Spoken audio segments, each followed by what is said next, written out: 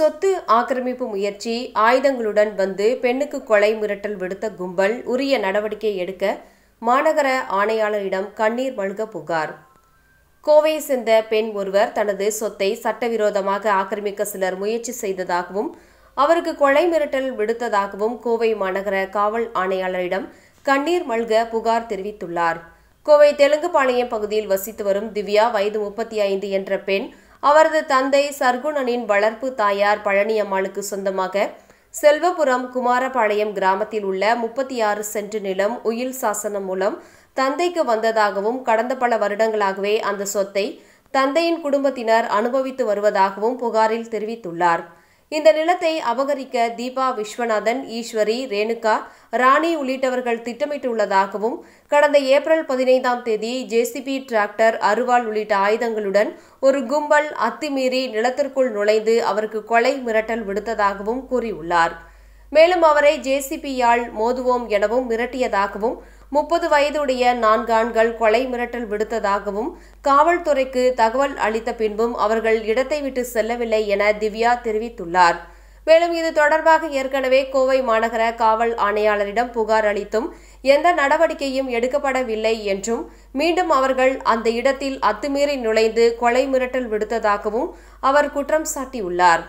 கோவை மாநகர காவல் ஆணையாளரிடம் திவ்யா அளித்த புகாரின் அடிப்படையில் தீபா, விஸ்வநாதன் உள்ளிட்டவர்கள் மீது உரிய சட்ட நடவடிக்கையை எடுத்து உயிரையும் உடைமையையும் பாதுகாக்க வேண்டும் என கண்ணீர் மல்க கோரிக்கை விடுத்துள்ளார். என் பேர் திவ்யாங்க. எங்க பூமி வந்துட்டு செல்வபுரம் செக் போஸ்ட்க்கு ஆப்போசிட்ல இருக்குதுங்க. 36 சென்ட்டுங்க. எங்க அப்பா தான் அதை பார்த்துக்கிட்டு இருந்திருக்காருங்க. அது வந்து பட்டா வந்து 80 வருஷமாவே எங்க அப்பா பேர்ல இருக்குதுங்க பட்டா.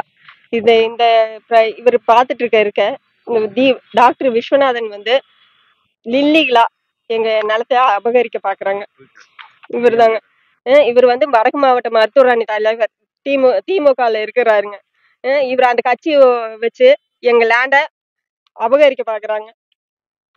இது இந்த பிரச்சனை வந்துட்டு எங்க அப்பா கேட்க போனாருங்க. ஏன் இதுக்கு எல்லாரும் வர்றீங்க அப்படின்னு கேட்க போனதுக்கு எங்க அப்பாவை அடிச்சு எங்கேயோ ஏசி வந்து கூட்டிட்டு போயிட்டாருங்க. இந்த கேஸ் வந்து மேல்முறையீடுல இருக்கும் தெரிஞ்சே இவர் ஹைகோர்ட்ல மேல்முறையீடுல இருக்குன்னு தெரிஞ்சே வந்துட்டு இவர் இந்த லிட்டிகேஷன் ப்ராப்பர்ட்டியா வாங்கியிருக்கிறாருங்க. இவர் எங்களை வந்து நிலத்தை விட்டு வெளியேற்றிட்டு இவர் அந்த நிலத்தை அபகரிக்க பாக்குறாருங்க. தயவு செஞ்சு இந்த நிலத்தை எங்களுக்கு மீட்டு கொடுங்க.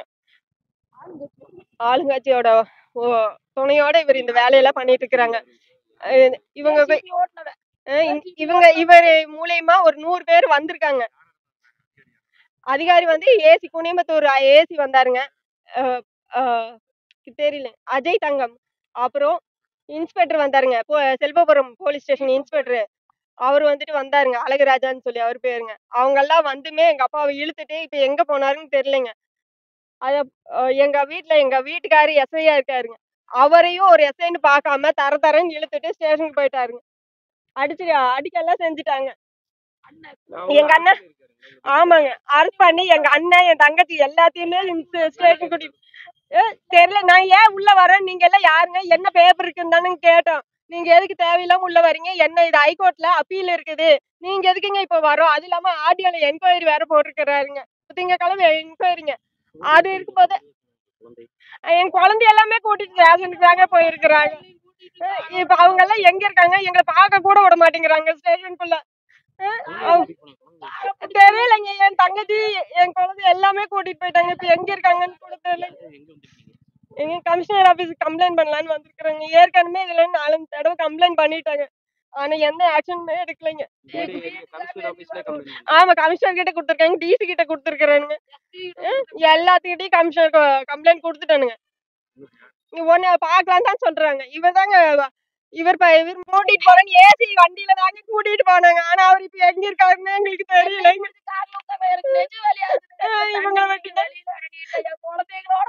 காரோட தூக்கிட்டு போயிட்டாங்க. குழந்தைங்களோட ஆளுக்கு 2, 3 வயசு, 1 வயசு குழந்தைங்க, 1.5 வயசு குழந்தை இருக்கு. அவங்களையும் நாங்க கூட்டிட்டு போயிருக்கிறோம்.